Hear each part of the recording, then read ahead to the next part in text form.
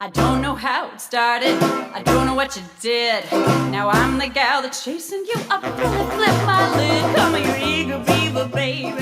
Hello and welcome to Was That an Orgy? Woo!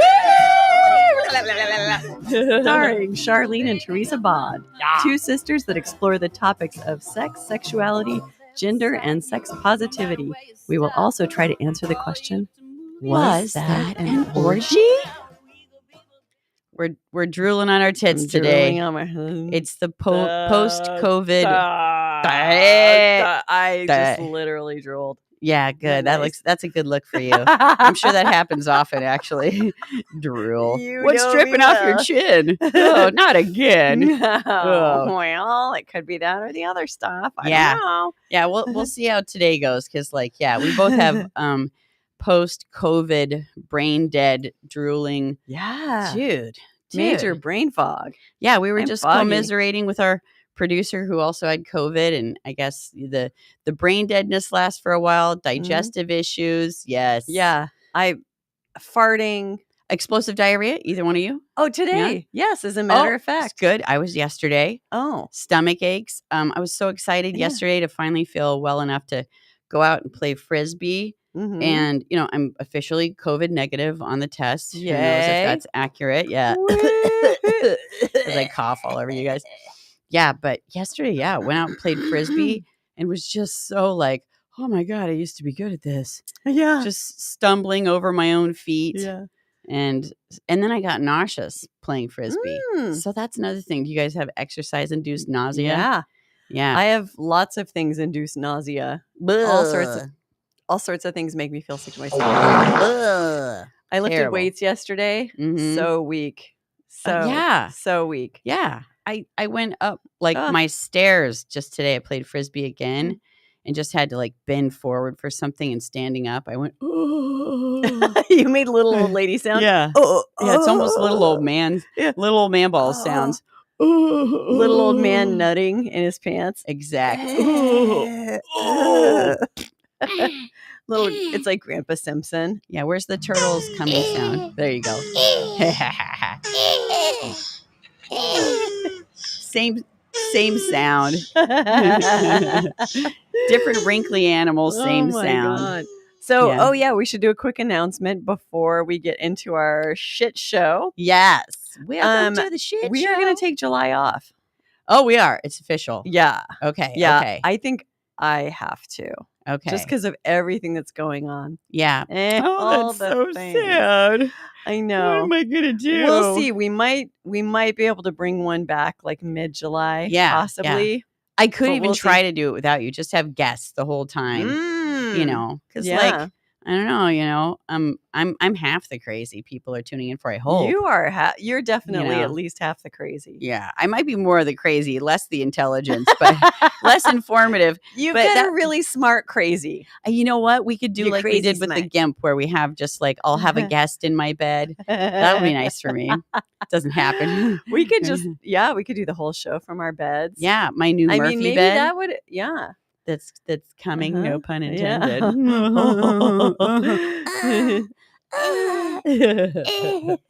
Yeah, we'll see. We'll work it out. Yeah, we'll work it out. We'll work something out. But anyway, there will be a little lag for at least a week early in July. Yeah, got a birthday, other things, all sorts of stuff happening. I got the Cunty Fair I gotta go to. Yeah. So it's also festival season. It's and true. So that's also a time I would assume when fewer people are tuning in as well. It's but who true. knows? It's true. Who knows? People Maybe they're out chucking frisbees, getting COVID, doing the drugs, listening to music. Yeah. Yeah. And dude, what an epidemic. I mean, I know it's always been an epidemic, but everyone I know is getting COVID right now. Yeah. It's cray balls.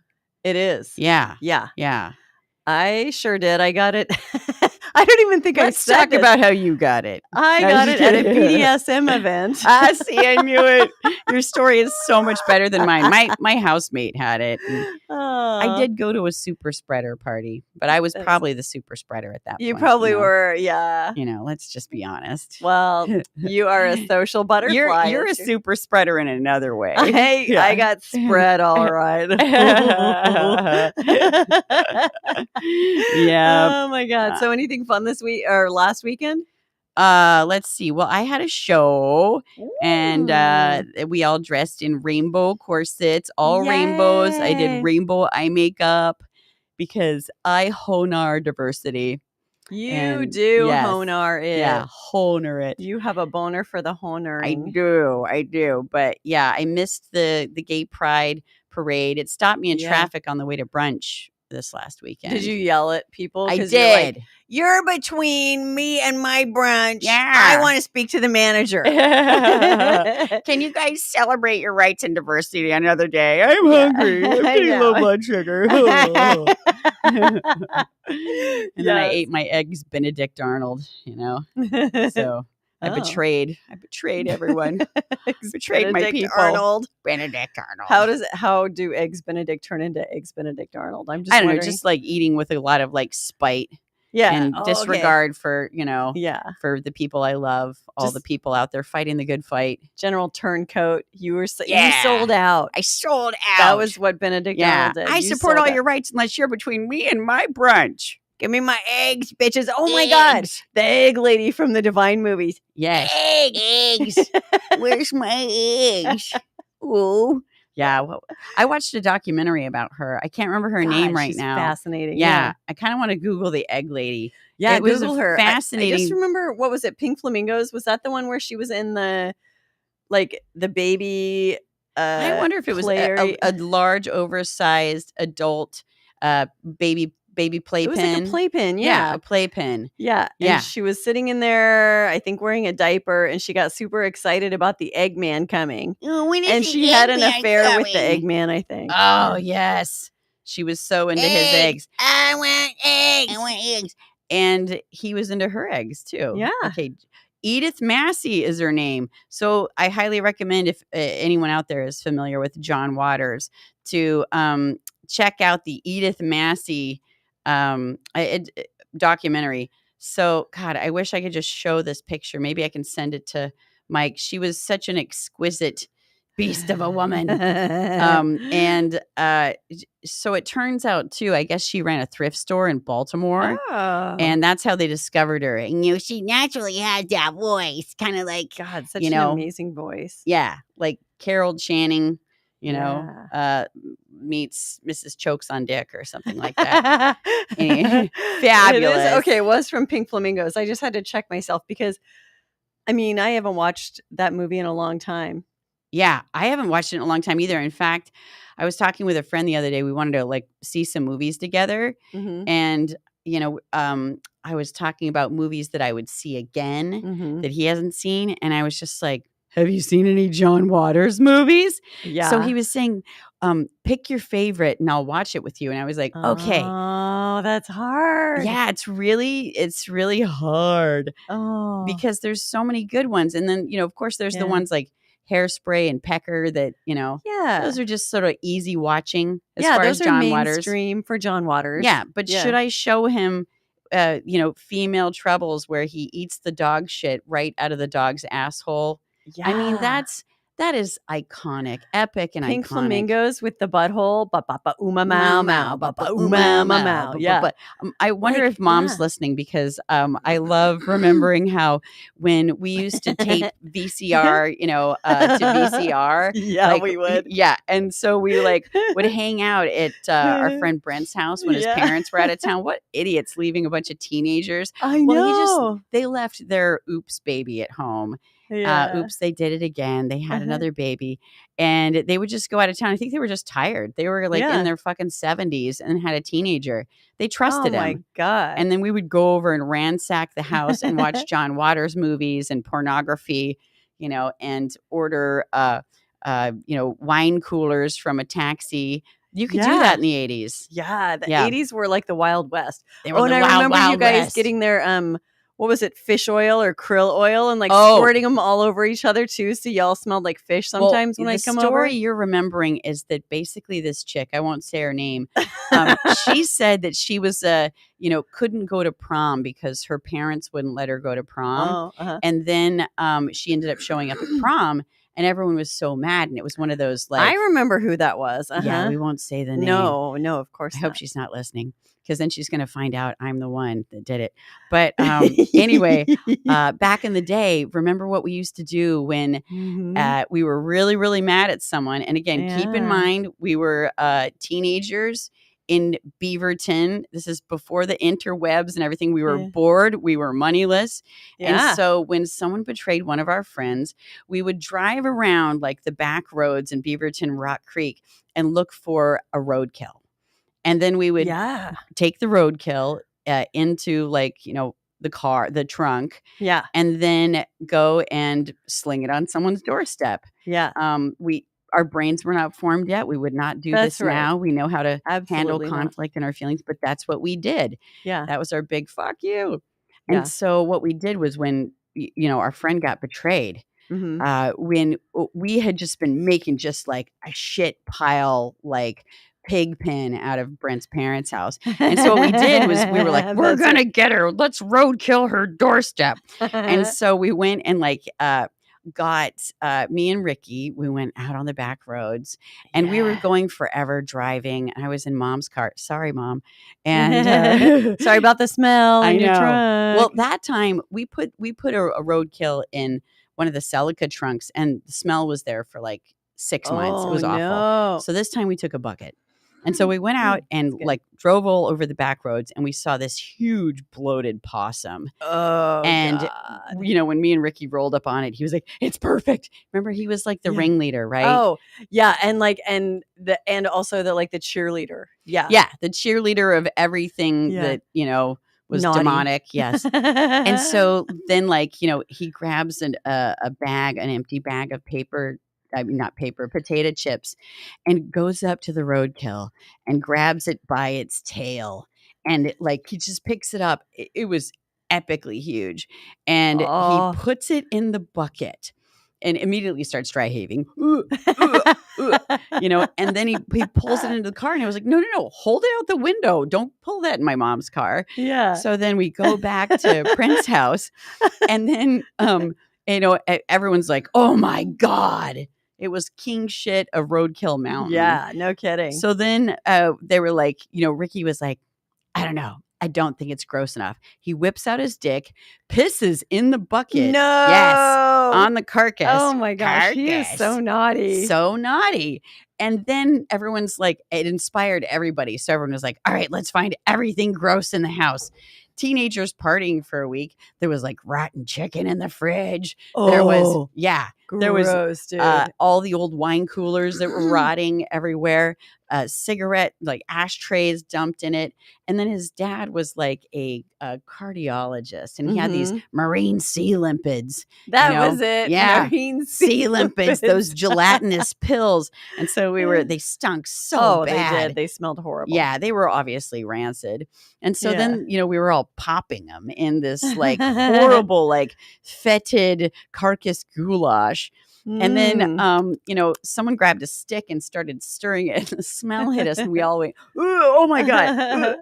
And then, for some reason, like, even though these were never my ideas, I guess I'm just such a pushover. I was back then. Yeah. Then everyone's like, okay, let's go over to her house. Let's dump it on the doorstep. And then everyone's like, you have to drive, Rusty. That was my nickname back in the day. And Rusty. So, they were like, you have to drive. And I was like, oh shit. I never did anything bad. I wasn't even, I was barely skipping school back then. So I was like, okay, if it'll make you like me, I'll fucking do it. So then we drive over there in Mom's car. And then we pull up to the house and Ricky goes like, Rusty, you have to do it. And it was like this house that just had the greenest landscape lawn. It was like a colonial house, big white pillars, and you had to like walk up this very steep, perfectly manicured lawn. So then like he's like, you have to do it. And I was like, no, I can't. No, I can't do it. And he's like, I know her. They'll recognize me. You have to do it. And so then I was like, peer pressure. I caved and then grabbed the bucket and went up to the front step. And I remember kind of almost disassociating, like it was so pristine. Like we didn't grow up with money. But these people had money. Yeah. And then and Ricky was in the car. Do it.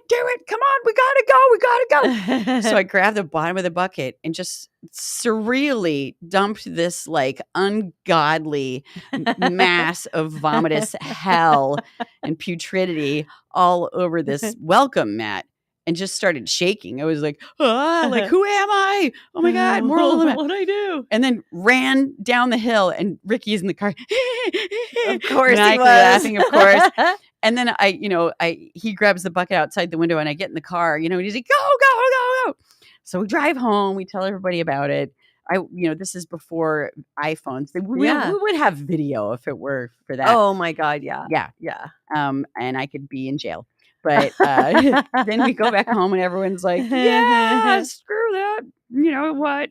And then we showed up to school on Monday and, we were all in remember when there was a smoking section at school? Yeah. Oh my God. Times have changed much. Oh, so much. Yeah. So then she comes up to us and we're all like, right. Oh no. She knows she's going to confront us, and she's just sitting there smoking. And she's like, the weirdest thing happened this weekend. I think a coyote barfed on our doorstep. and we all went into fucking hysterics, dying, laughing. And except for me, I turned green and was like, she knows it's me. She's fucking with me. Yeah. But those were the days. Yeah, because no one had security cams or anything back then, too. I mean, unless you were really wealthy, then maybe you had security cameras, but no. Yeah. And I know no one saw me because they would have opened the door and been like, clean this up or eat it, bitch. Yeah. Yeah. Totally. Anyway, eat it or wear it. I always wondered if she found out. Anyway, we'll never know. Well, maybe we'll know now. Maybe we'll find She'll be out. listening to this and just be like, it was you. You little shit. Yeah. And I'm going to go home and find a carcass on my doorstep. Well, maybe enough time has passed. I like to think that maybe enough time has passed. We're okay. Yeah. Maybe she meditates. Yeah. And is a rational adult. Oh my gosh. Yeah. Well, we all hope so. Well, yeah. And we all do horrible, well, not we all. Let's speak for ourselves here. Many people do awful things when they're teenagers and before their brains are fully It's true. formed. And, just trying to get social acceptance and giving into peer pressure and stuff like that. Yeah. And that's gosh, if I could tell one thing to my kids, which I have told them a million times, don't know if they listen, but that whole listening to your candle, it's that area right around your navel. And when you think about doing a thing, how does it make you feel inside? And if it feels all warm and fuzzy, then it's probably a good thing to do. And if it feels like shards of glass and ice going through your body, maybe don't do that. Yeah. Check in with your little candle and see how everything's feeling. Right. And if they have ADD, it's hopeless. Because that candle gets blown out. Yeah. We like the fear. We substitute adrenaline for dopamine. Yeah. So I love leaning into fears. So it's like firecrackers instead of a candle. It's firecrackers. How are your firecrackers feeling? There you go. Exactly. If you have ADD, it's if it feels right and excites you, don't do it. That is a really good piece of advice, Zoe. If someone dares you to jump off a staircase balcony into a pool, don't do it because you'll end up with 3 buttholes. Yeah, exactly. Yeah. Eventually just one. Eventually she's down to 1. Yeah, because they're just like Highlander. There can be only one butthole. There can be only one. One to bind them. A friend said, Buttlander, the lickening. I like that. The lickening. The lickening. Yeah. Lick it before you stick it. So today we're just low key, questions. Yeah. Oh my God. People trust us to answer questions. I know. Isn't it terrifying? Fools. I love it. Fools. All of them. I love it. Yeah, brings it on. Otherwise, I'll just tell stories the whole time and incriminate myself. We have a story a question/comment, whatever, from a woman who is solo poly. And she dates 3 people. Wow. Or has been dating busy. 3 people. Mm-hmm. Back in April, she matched with a guy on a dating app. And he lived in a different state, but it was okay because she's a flight attendant and had lots of layovers there. Layovers. And so they didn't really meet in person. Like they did a lot of, it sounds like she puts a lot of into her like long distance chatting and such. Yes. Because sapiosexual, maybe. yeah, perhaps. Maybe she is sapio. Mm-hmm. And they made plans. And then before the trip, before she was going to show up, he said he met someone local and it wasn't going to work out. He didn't want to put any energy into it, basically. No. Around the same time, a partner / friends with benefits at that time told her that he started dating someone seriously and couldn't see her anymore too. So 2 out of 3 right there, gone. I guess the world's Ouch. finding out she's unlovable. I hate when that happens. As your worst fear says, It's you totally. are unlovable. Yeah, that's what comes up for me is like, oh no, they're all finding out. I'm unlovable. Exactly. And then as she's writing this, she says, fast forward to today. A few weeks ago, she went on a local date with a guy, hit it off. They had great first date sex, which is not common. No. Great first date sex is not. I've never had it. Second date, Just also kidding. had Just good kidding. sex again. Yeah. And then she sent him a message last week to see if he was available. And he said he was. And then he backed out at the last minute. And she asked, do you want to be friends with benefits? Because she's planning on moving away. Mm-hmm. And he said he's seeing someone else monogamously now and can't do anything physical or romantic anymore. So she's obviously super disappointed. Yeah. Because it seems like she's kind of feeling like she's getting wedged out of things like constantly. An epidemic of rejection in her life. Yeah. That sucks. Ugh. And she says she's exhausted, doesn't know what she's doing wrong. She keeps meeting these people that she likes, and then they wind up getting serious with someone else. Mm-hmm, Wah, mm-hmm. wah. I'm curious too. Does she say like the people that she's with that end up getting serious with someone else, are they ending up in monogamous relationships? Sounds like at least 1 out of the 3. Because it's making me wonder if like the people that she's choosing are not, really naturally prone towards monogamous relationships, but they're kind of like, hey, I'll do you here and now, but really I want to be in a monogamous relationship. Maybe that's their comfort zone. Yeah. So, and that happens. That does happen quite a bit. Yeah. And that's a good point of caution for people who are on dating apps, is that if someone says I could do either monogamous or non-monogamous, really clarify that when you meet them. So when you say you could do either, what's your preference? Yeah. And what under which circumstances would you be monogamous, and where would you be non-monogamous? And hopefully the person is very honest with you about that and saying like, well, basically I'm filling the gap until I find the one. Yeah. Right. And then, or I'm filling your gap until I find the one. Something like that. With my cock. With my cock. Yeah. Anyway, so it seems like she's frustrated because she's meeting people that she has good chemistry with, and then it's just falling flat because they have, I think in the end, kind of different goals. Yeah. Different relationship priorities, needs, ideals. Yeah. Well, and that's one of the challenging things I'm wondering about these dating apps that I'm not on.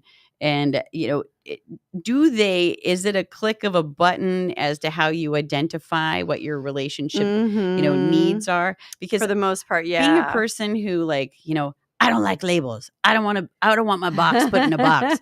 That's one of the things that's frightening about, putting it out there, that you tend to run, ethically and monogamously and non-monogamously, or that, you're embracing that. Yeah. But then I always feel like I don't want to identify as one thing, because I want to do what I want, who I want, when I want. Yeah. And so I kind of like feel like I'm a relationship. What would you call it? Like anarchist? Anarchist. Yeah. That's the word. Thanks. You are. I was like agnostic. No, that's not it. Yeah. The other a-hole word. Yeah. The A word. Yeah. Yeah. I agree. And I think, well, in that case, you might hit both buttons. And then if someone asks you, you'd say, well, I'm a relationship anarchist. And So and that has a nice ring to it. That's going to keep them coming in, you know?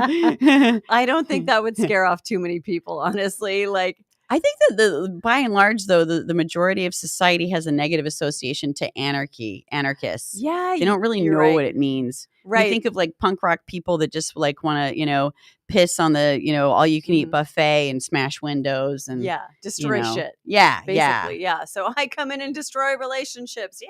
Yeah, fuck you. And it's nihilist. That's not what it's about. Yeah, it's not relationship nihilism. Yeah, that's different. I've dated that guy. But yeah. And I think it might just be for a while that as a flight attendant and being someone who's moving in 6 months, like maybe you're just in a position of transition right now and you're not going to be satisfied for a while. It's like I'm in the same thing. And this is why I say this. I am in a space where my life won't be settled for months. It hasn't been settled for years. Like I've been in the process of getting divorced for 2 years now. Yeah. Like it is a pile of shit.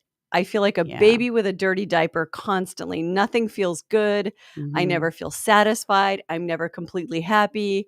I am cranky 24/7. There's people that have that fetish. I think you should put that out there on the dating site. Yeah, if anyone wants an extremely cranky, oh no, I want to look up the term for the baby I'm more fetish. like angry mommy. Angry mommy. There's people with that fetish too. Yeah, it's adult baby. Adult baby. Yeah. Oh, it's called adult baby. Yeah, okay. I think so. And that's I've seen diapers at sex shops and stuff. Yeah, wow. like adult baby diapers. I've got diapers, but mine are like actual like adult undergarment diapers for my character pruning. These look like baby diapers, including the cute little patterns on the little Velcro part and everything. Yeah. Wow. Yeah.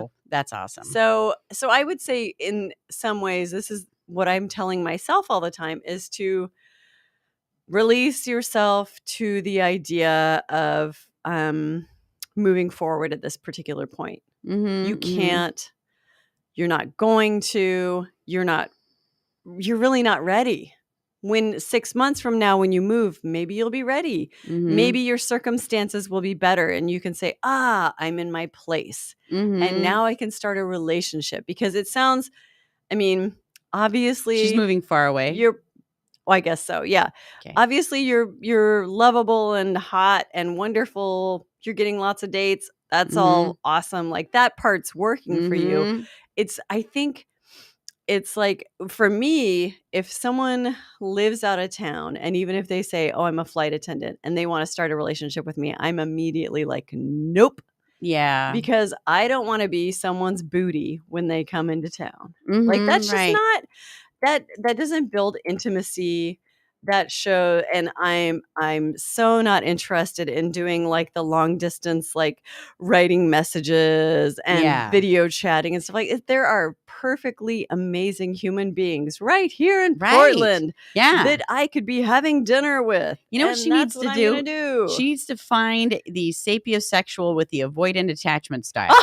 Then it's like, they're all into the intellectual, messaging back and forth, and they really, need that physical distance to down-regulate all their anxiety, negative emotions. Yes. That is fun. Oh my God, that segues. I know some people. I got suggestions. Just kidding. Oh shit, dude. Yeah. I'm like, don't do it. The other things that come to mind is that, like, from time to time, we all have to do what I call eating the shit sandwich of life, and sometimes you're really getting the 12-foot hoagie, with the corn-eyed rattler laying on the bun, and you get the corn and the nuts stuck in between your teeth. I could go on with this analogy, but I'll stop there. Bottom line is, though, is that you're right. The shit sandwich times of life are the times in which you develop character. And they can also be times when you actually, deepen your relationship with yourself. And I think those are the times when we learn how to love ourselves and heal our inner dialogue the most, is because you haven't developed that yet. And then you find yourself in these circumstances where it feels like I was saying, like, oh my God, everyone's rejecting me. It's me. But it's framing, it's just people are doing relationship the way they need to. And unfortunately, this has happened to me a lot too. It's like sometimes in relationship, someone you might have all these feelings and projections about them that feel so right and you want it to work, but they have the information, the knowledge that it's not right for you guys. And it sucks when, unbeknownst to us, that's the future trajectory of the relationship. And we, finding a way to honor that information when it comes, and sit with the grief of those dreams, fantasies, ideals, and hopes that you had about this relationship. It's hard to not take it personally, but it's so important, because if you did stay with that person, it's just impossible. It could have turned into a shit show, a hellish shit show. Yeah, they really could be saving you months of heartache. Like they could be like massively avoidant and just be like, dude, I can't do this. I'm gonna do this, and this. And they see the writing on the wall. And just because you don't see it doesn't mean it's not there. Right. They might be saving you from months of heartache. Years. Years of heartache. Like, the longer you're in it, sometimes the worse it hurts when you break up. And so it's like, they might be doing the kindest thing in the world by just ending it quickly. Yeah. And something I totally believe in too is that oftentimes what we do when we fall like in infatuation or lust with people is we're falling in love with their potential. And oftentimes we fuck ourselves by projecting all these hopes and ideals of who they are. Yes. There's this fantasy in our head that we're hoping for.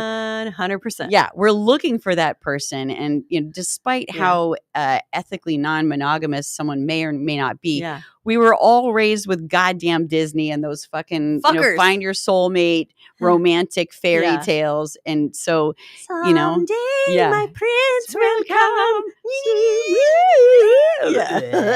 Yeah. Bring me a bucket. I'm going to barf. Exactly. Yeah.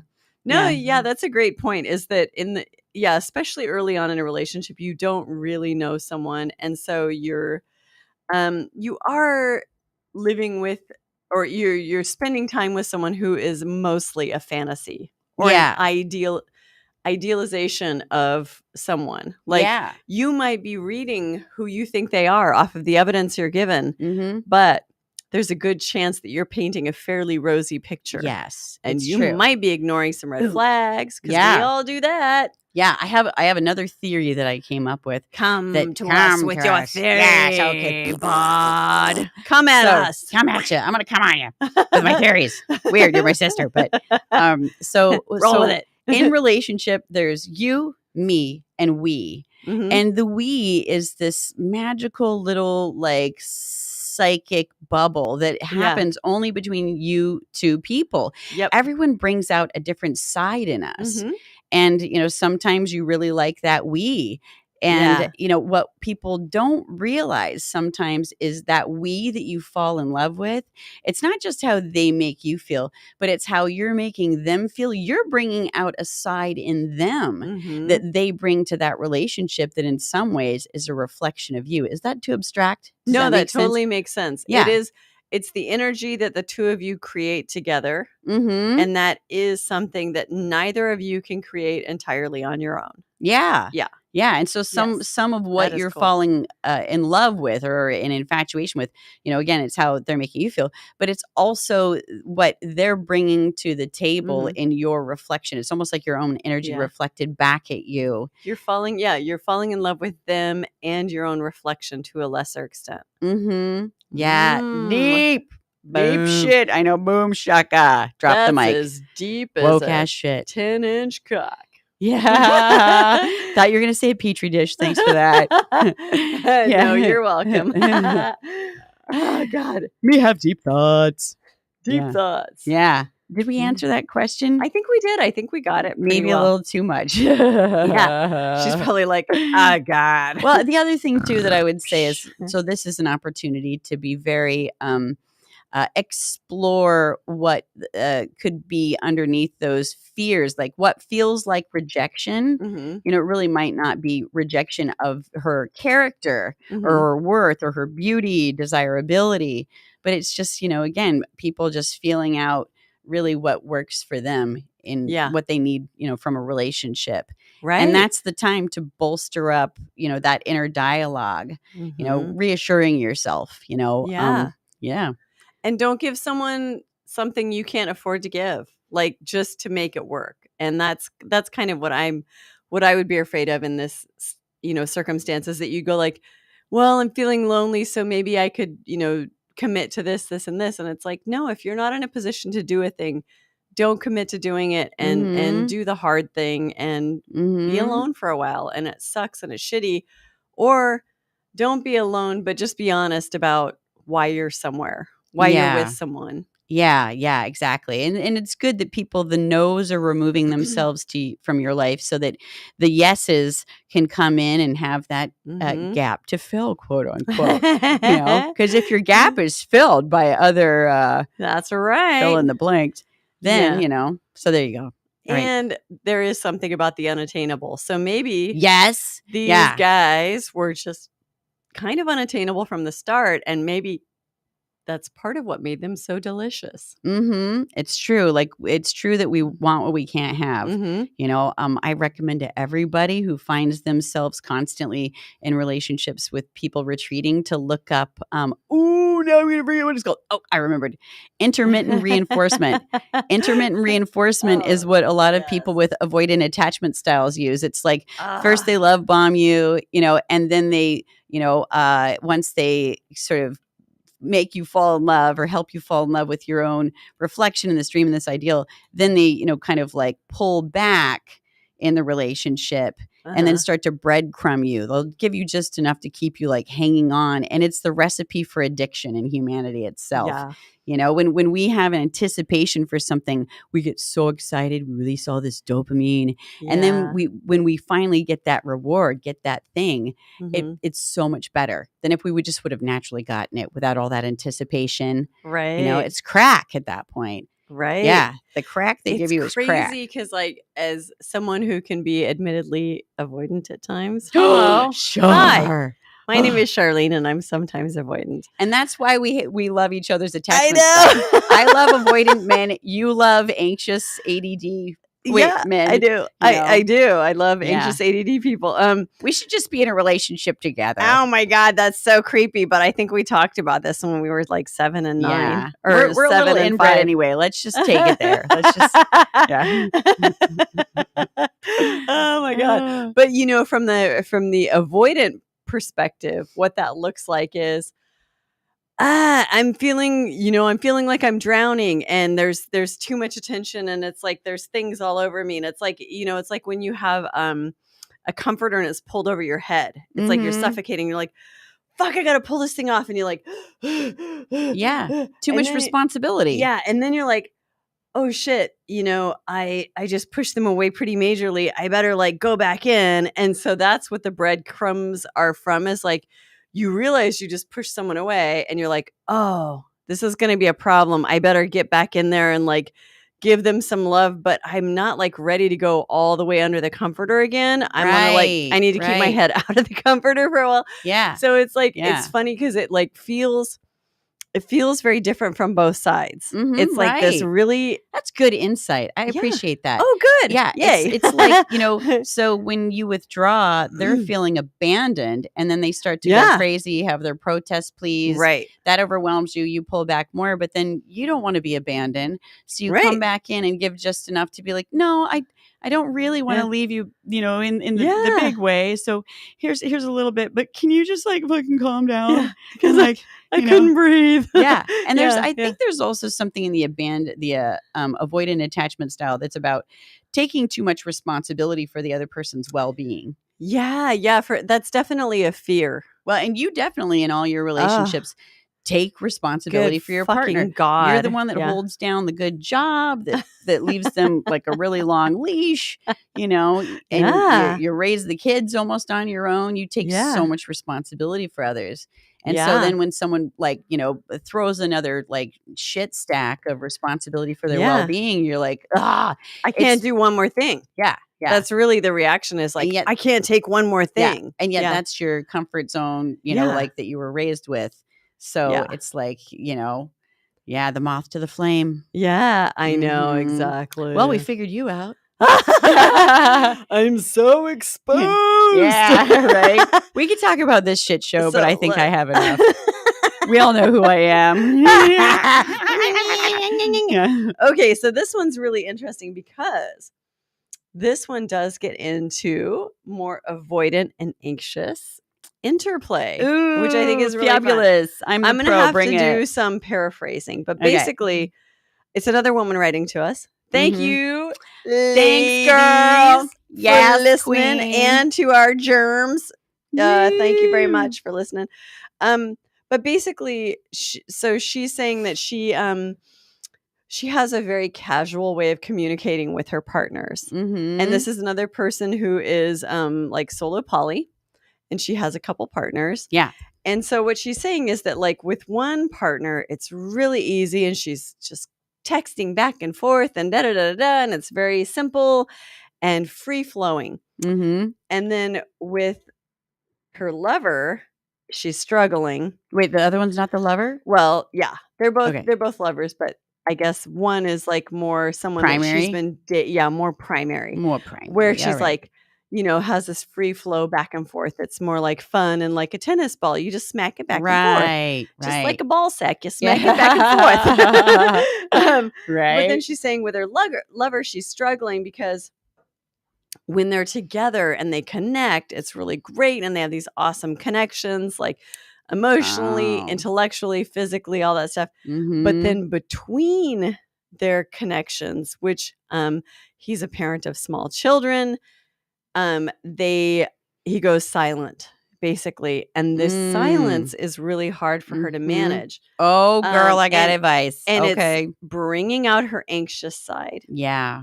And he is kind of becoming more avoidant, it seems like. Right. And then she kind of wrote, she definitely said any reflections or tips are welcome. But then she said, she's kind of as a PS, I think I've been withholding contact from him. So basically she's been holding back because she's afraid of scaring him away. It's like, don't scare the cute bunny. I love the bunny. I want to hug the bunny, but I'm afraid I'll scare bunny away. So I think we all feel like that sometimes. Withholding the authenticity, fearing that, it's like we can feel being a person with an insecure, gotta put my dog down, insecure attachment style. It is hard because like part of that woundedness comes from having inconsistency, in your upbringing. And so when things feel unsafe, then and if you're like, again, wounded with the insecure attachment style, being insecure, you don't have this inherent sense of self-worth. And which brings about the ability to express your feelings and needs openly. You feel like, oh my God, well, you judge your own emotions. You're so afraid of abandonment that you tend to try more to manipulate the circumstances. And one of the books that I read called Insecure in Love was a book for insecure preoccupied attachment styles. And one of the things they said is like, it's really important to reach out and ask for reassurance. And that doesn't occur to you if you're feeling insecure because you're like, well, I don't want to be needy and insecure. But yeah, that's going to seem needy. Yeah. Yeah. And also you're afraid that you're not worthy or that, they're going to give you the honest reflection that you don't want to hear, which is like, not so into you. Right. Or I don't want to do this for you. But to be able to ask for that reassurance, establish that, and man, if anyone is feeling like they have an insecure attachment style, I highly recommend that book because it helps you to understand, your thinking process. And then it gives you other tools so that in the future, when you're interpreting a situation in a particular way, instead of going into that, kind of neurotic, but sometimes going into protest pleas, where to keep someone there instead of being honest and just saying, are you here? I kind of need some reassurance, that you go through these protest pleas to try to extract and manipulate validation from the situation, or play small and not be honest about who you really are, fearing that's unlovable, which comes from the wound. you know? Yeah, exactly. Yeah. And so that's quite a pickle that you get put in, because you're torn between having an authentic reaction or an authentic communication style and being small. Yeah. And I don't love the being small thing. Yeah. Yeah. So Get out of here. Yeah. I hate that. So I would say, for the benefit of your relationship, a great thing to do is to bundle shit. So when you are thinking about saying something to this guy, bundle it with some other things. So, and even write it down. You could start composing a text to him a week before you send it, or a few days before you send it. I think sending a text every few days, that's not too clingy at all. And if he can't take that, you know what? Maybe it's not a great match. Yeah, that's true. That's okay. How avoidant are they? That's the question. Right. Because just so you're someone who identifies with being more avoidant. I identify with being more preoccupied, insecure, neurotic, hot mess. And so, how would you feel if someone asked if from time to time they can just like ask for reassurance from you? Just say like, I'm feeling this. How are you feeling? I'm feeling like I want a little reassurance. That, I'm still in your heart. I'm still in your, Yeah. And I think that feels good to have someone communicate really honestly about stuff. So it would be, if I was getting that message every day, I'd be like, oh my God. But then if I got it like, a couple times a week, I'd be like, hey, yeah, you know what? Yeah, sorry, I've been doing this, that, and the other. And I've just been like, really, I've had my head up my own ass. And, but yeah, I think you're amazing and awesome. And like that. So that doesn't feel like a burden. And of course, everyone's a little bit different in how often they're comfortable communicating and to what level of openness they like to be. But like, I think, that doesn't feel like too much of a burden. I would just say, if you can, lump things together, lump the communications together, because sometimes, especially if you're really excited about this person and maybe you're more excited about them than they are about you, which is perfectly fine, by the way, right? That you just kind of say like, okay, I had this thought about them and I had this thought. Oh, and I have a question for them. And this question is pertinent to the next time I see them. Lump those three things together, send them in one singular message. That makes it a lot easier for, let's say, someone with small children, which he has, and someone who's maybe avoidant, which he might be. It makes it easier for them to go like, okay, I need to respond. Yeah. And that becomes a time-sensitive thing. Number them even. Bulletproof. Number 1, number 2, then they can get back to you. Because it's like, someone who has small children could be mistaken for someone who's avoidant. Because, oh my God. My God. Like I remember when I lived with you after your first divorce. And just watching you try to pull off a day job, 2 toddlers and dating. Holy shit balls, It was insane. I kept leaving my my keys in the front door. Yeah. Like, I was just so I was so distracted. That's a me thing. I know. You're down with ADD thing. I was so distracted. I could not remember the most basic things. You weren't even dick-strstracted back then. It was like you were just drowning. I was drowning in shit. And that brings up another thing that I think is, a good idea is that, when you're anxious, insecure, preoccupied with having like, your attachment affirmed, it could be good to kind of shift your focus to assuming, we go to the worst case scenario, that fear of abandonment or not being enough. And then, to make a regular exercise, shifting your consciousness to assuming the best of them. What would that look like? Like, instead of like, oh no, we found out who I am and I'm unlovable, just to go to like, oh God, he's probably so busy, so overwhelmed. Yeah. His priorities are his kids, and he could be so exhausted. Whereas us single people that don't have kids have so much more psychic space to, think about what we want. obsess about, like getting things from the outside in, because your consciousness, your self-absorption is not as broken up with all these demands on your psyche and your time. Yeah. So that is a great practice to do. And I read a great article. I wish I had it at my fingertips right now, but I read a great article about that, where it was like someone did the practice of turning their, this guy is not responding to me right away, and it must be because I'm, enter negative thoughts here, kind of thing. Mm-hmm, yeah. And then she did the exercise of kind of going like, oh, well, I imagine he's probably getting home from work now, and he's probably changing clothes, and he's probably making dinner, and he's probably, his kids climbing all over him, and Right. and so you go through the motions. And you imagine, oh, maybe I pop into his mind for a second. This is an important part. Maybe I pop into his mind for a second and he thinks, oh, I like her. She's cute and funny, right. Like, give yourself a little positive affirmation in there and go like, yeah, I made it into his mind for maybe a split second.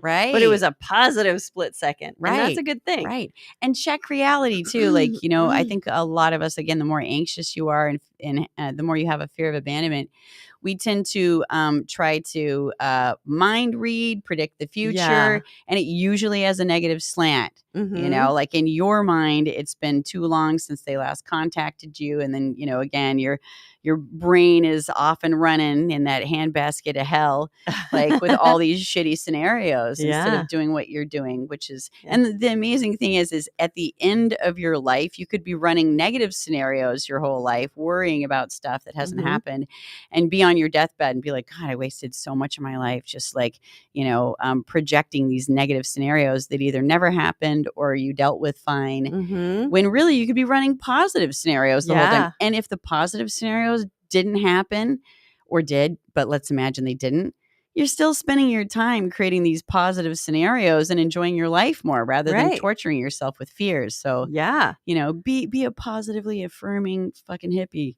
Totally. Yeah. And there's so like getting into like positive affirmations of just like when you imagine other people and how they think of you, try to imagine it being on the neutral to good side. And if you think there are things that you're doing that are pushing people's buttons, for the love of God, like look into that, go be like, hey, was I an asshole? Maybe I need to look at that. But the good thing is if you're viewing yourself in a neutral to somewhat positive light, that makes that investigation a lot easier. Because then you're kind of going like, okay, so I'm still the hero of my story. I'm still the good guy. But there is like that little oops, like that Achilles heel sort of thing. Like, because every hero does have that. So if you allow yourself to be the hero, that yes, they're wounded, they're flawed, blah, blah, blah, but you're still the hero. You're still the good guy. You're the hero in your own movie. Or the heroine. Yes. Yeah. The hero. Hero. Where ho? Hero. Yeah. We're the hero. Yeah. Yeah. I like that. I had another squirrel thought to add, but I think it just is a fart in the wind. It's squirreled away? It's squirreled away. Squirrel! Let's see if we can do one more. Yeah. Do we have time for one more? We do. We have 8 minutes for one more. 8 minutes. Fabulous. Okay, this one I thought was really fun. This one is not related to jealousy. It's actually like kind of a Sex Party 101 question, which I think is super fun. Oh boy, let's lighten it up with a sexy talk. It's another woman writing to us. My boyfriend and I are thinking about a swingers party. Having one? Okay. Throwing a swingers party. Oh, well, no, actually, maybe it's going to a swingers. I'm going to say going to a swingers party. Let's say that they find someone they want to have sex with. Then what do you do? Is it okay to just ask if they want to have sex with us? What if one of us is interested in them? Is it okay to say that? Or should we just move on? What if there's a small group of people talking? Is it okay to just join in or is that intrusive? I understand how to have the conversation, but I'm generally just very direct. I'm kind of a, hey, you want to fuck kind of person. Oh, I envy that. I love that. Hey, you want to fuck? And by the way, good job for asking for what you want. Exactly. Yes. Hey, you want to fuck? Yeah. I mean, if that's what you want. Don't beat around the bush about you wanting someone to beat around your bush. Yeah, totally. So these are great questions about sex party. etiquette, and it is like a different sort of etiquette. Yeah. So I would say if you and your boyfriend are in the place where you play together all the time, if you guys meet another couple and you only like one of the two partners of the other couple, move on. Mhm. Because no one should ever take one for the team. That's a super bad idea. It never goes well. Mhm. So, if there's one partner you guys don't like in that couple, don't take one for the team. Move Well, do on. people ever just, like, have the one they're just talking about, like, finding people to partner swap with directly, like, 2 against 2. Yeah, and that's the way a Okay. lot of swinger kind of parties work out. Mm, Although some mm. couples swing a little bit differently where they're like, "Hey, I'm a free agent, she's a free agent. We're both, just like we're not salt and pepper shakers." But a Right, lot of right. times it is like salt and pepper shakers. So it's like, "Hey, you salt, get with this pepper," and, swap it Right, around. right. So I would say, yeah, if there's any question, move on. Always better to leave something desired on the table than to have some regrets the next day. Right, and to check in with the partner, I can't Yeah. remember if that's was already, Mhm. discussed because I have ADD, but, Yeah. if you aren't sure if your partner is okay with that, Mhm. about splitting up the salt and the pepper, as you said, Yeah. that's a good thing to clarify because then maybe you can approach the other couple and be like, "Tell me about your salt and pepper shaker bond. Like, do you guys ever Yeah. just, like, separate and, just Yeah. swap peppers or salts or, Yeah, whatever?" yeah, Yeah, exactly. yeah. Absolutely. Mhm, Then as far as, like, if you see a group of people talking, if they're just talking, mhm. that's fine to go up. Just like Yeah, any not normal conversation. right. "Hi, I'm Bob. This is Brenda. Yeah, Nice to meet you." right, Like, right. they're, yeah, normal people. Um, if they have clothes off, if they're doing sexy things, I would say the closest I would come to introducing myself to a sexy situation would be like this. "Hi, guys. What you're doing looks really hot. Um, I would love to join in, as would my partner here, Bob. But I know I don't wanna add any pressure. I don't wanna pull away from this. I'm gonna go get a glass of water. I'll be back in 5 minutes. You can give me a thumbs up or thumbs down. No problem either way." And then you Mhm, walk away. Do not mhm. stand there and watch them talk about it. Yeah, Super right. bad form. That's like, "Can I play with you guys? Yeah. You look really fun." Yeah, right, right. Yeah. Yeah, don't stand there with your arms crossed crying and masturbating, like, "Oh, please, ah." Some Yeah, people probably have a fetish for that, though. that's true. That might be the yes, the thing that gets them Oh my in, god, I've heard a name for that. It's the tear jerker. Tearjerker! Oh my god, that's so great. Oh my I think god. I got that from, American Horror Story. Okay. So funny. I came up with that concept in my own head, like, so many years ago, Yeah. and now there's a term for it. Yeah, the tear jerker. Oh, yeah. Squirt. Oh, yeah. Yeah, totally. Oh my god. I've always loved that visual. Oh my god. Yeah. And then as far as, just saying, "Do you wanna fuck?" I would say, generally maybe try and say it a little more delicately than that, because not everyone's down with Mhm. that kind of level of, Bluntness? yeah, Maybe they want a bluntness. little It's more very blunt. seduction Yeah. in it. Like, make So it sound flirtation. appealing, Yeah. Yeah. Some flirtation and kind of dance around the edges a little bit, because that is fun. The dance is fun. Right, right. It's like how you serve food. Do Mm, you like slap eggs on someone's plate and go, fucking eat that? mm. Or, like ladle it in a very, Yeah. seductive, enticing, delicious way. With some hollandaise or some cream of some young Yeah, there you guy. go. Mhm. Cream of, yeah, back to Eggs Benedict. Yeah. Yeah, I like that. And it takes a lot of courage and vulnerability to serve them appetizingly your Yeah. desire. Yeah. And I think that that's one thing that whether or not they take you up on it, expressing your desire is something that's inherently, delicious for all of us. When someone Mhm. expresses their desire, that Yeah. like, whether or not we give in, we appreciate it. Like, I think, I've told this story before, but at that Sex Positive Portland gala that I went Oh, to at the yeah. Doug Fir blah, blah, It was Jupiter at the Hotel. Jupiter Hotel. Yeah. Yeah, that like when this guy like approached me and was like, he saw me kissing someone else, and then he approached me and was like, "Hey, I saw that kissing. That looked really good. Maybe want to kiss you." And then, he's like, You want to kiss me?" And I was like, "Oh, I'm not really feeling it in this moment." I Yeah. hadn't been watching him and, Yeah. building desire. So then, and he was like, "Okay, hey, no problem. Thanks for taking care of yourself." And he walked Yeah. away. Then I was like, "God, that's hot. Come back here." Because, when someone, him expressing his desire for me in such a respectful way and honoring, what I wanted and supporting me in that immediately hot. Points for hotness right there. Yeah. And he didn't stick around and try and convince you. No, he smiled. He was just like, yeah, thanks for taking care of yourself. Yeah. Oh, Exactly. oh, get back here. I think, and I think that's what works in both of those scenarios. Like with the one that's like, "Oh, this looks like a lot of fun. I'd love to join you guys. I'm going to go get some water. I'll be back and just check in with you in 5. I'm just going to buzz by. I'm not going to stand here like a puppy. I'm just going to buzz by you." Yeah. And they might just look at each other and be like, "Fuck yeah, get in here right now." Yeah. But don't expect that.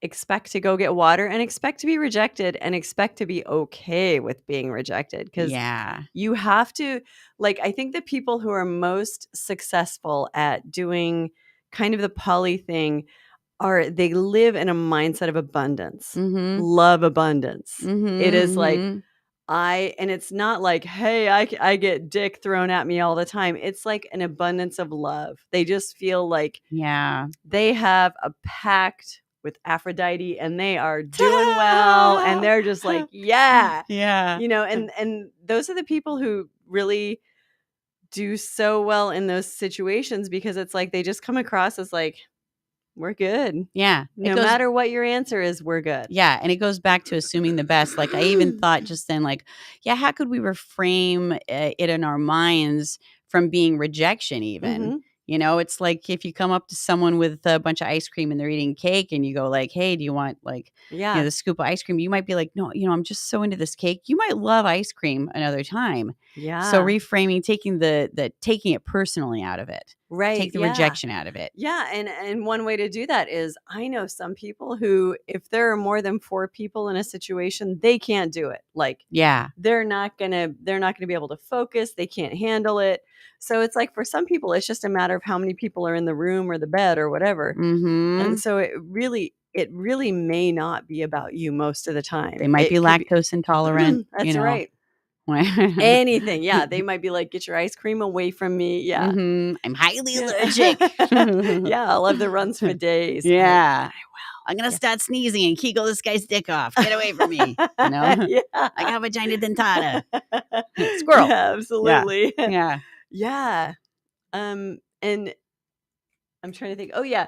And then the other thing that you might walk in on is maybe these people are having really insane energy for each other. And you just may not register at that moment because they've been maybe flirting for like an hour or 2 hours, whatever. And you're walking in on it and going, "That looks hot." Well, of course, because people who have great energy for each other, that's going to look amazing. That's going to look hot. It's going to look like chemistry. Totally. So maybe you're just walking in on that too. And so again, it's not about you. It's about them and what their experience is and their preference at that moment. Yeah. Yeah. And, the highest vibrational frequency is appreciation. So, see if sometimes you can just find a way to appreciate, and like maybe even use the COVID brain composure. Is that the word? When you're like, it's the opposite of jealousy. What is that? Oh, compersion. Thank you. Thank you, Michael. Compersion. Yeah. To even compert for these strangers and be like, "Oh, I'm so happy for them. That looks delicious." There is a phrase for that. And I've actually done exercises around that where it's witnessing. Where you can be in a situation where you're at a party or something like that and you're witnessing people having a really wonderful connection. And it's not that you're consuming it, it's that you're letting it wash over you and you're giving it back to them and you're just like part of the energy and you're enjoying that. And it's compersion. It's absolutely that. So it's like, and we all had to practice that where we witnessed and just like let it fall through us. So there's no like longing to be like, I can't wait to jump in there. It's just like you're holding space for them. Yeah. And enjoying and appreciating the beauty of what they're experiencing. Yeah, instead of going, I, me, mine. You know? Yeah. When do I get mine? How can I get in there? Mine. Mine. Yeah. Don't seagull out.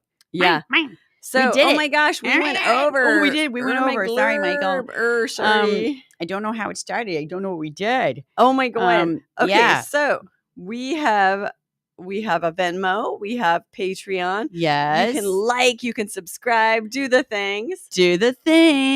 That you always hear about. Hit the little bell thing so you get notifications when we're doing new videos. We really would like to be able to make some ad money one day. We won't have those, like, what are they called? The ones that happen in the middle of the show. And like ad breaks and stuff. Oh my God, I watch some shows that have so many ad breaks. Maybe we'll just do the annoying rectangle that happens at the bottom of the video sometimes. Yeah, those are fun. Yeah. And they just kind of float there. Right, exactly. Just don't cover my cleavage, bitches. Yeah, we'll pick the AdSense that has sex toys and good lubes and stuff like that. Hey, but speaking of which, Redbubble ads come up a lot in my YouTube. Uh-huh. My Redbubble free mustache rides sticker has been selling quite a bit lately. Really? Isn't that funny? That's great. I guess free mustache rides are back in. Absolutely. That's fantastic.